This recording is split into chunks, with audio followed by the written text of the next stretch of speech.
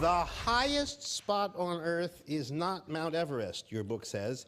It's something else. What is it?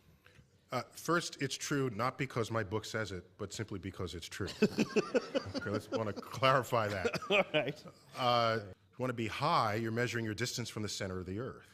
From the very center of the Earth. Is that different from the center? So you want to find the farthest point from that center. And it turns out sea level at the equator is farther away from the center of the Earth than sea level near the poles. It has nothing to do with global warming and melting of the ice caps. Why is that? Because Earth, we know it spins, and it got a little wider at the equator than it does at the poles. So it's not actually a sphere, it's oblate. And officially it's an oblate spheroid. That's what we call it. But not only that, it's slightly wider below the equator than above the equator.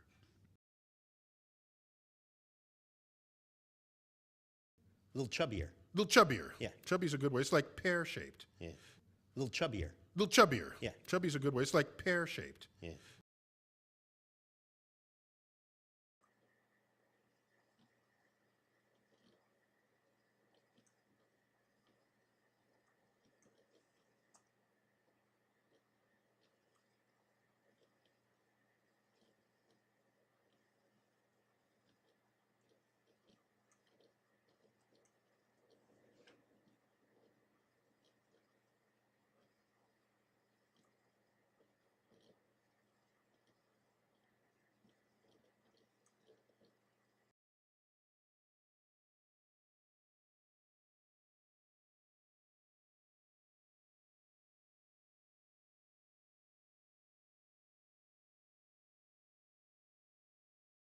A little chubbier. A little chubbier. Yeah. Chubby's a good way. It's like pear-shaped. Yeah.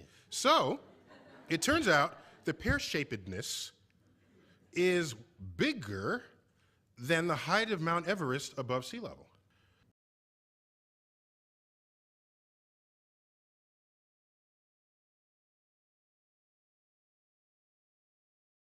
So we've been fed this misrepresentation of our own planet on the belief that, in fact, we have real surface features. But cosmically speaking, we're practically a perfect sphere. But cosmically speaking, we're practically a perfect sphere. But cosmically speaking, we're practically a perfect sphere. But cosmically speaking, we're practically a perfect sphere.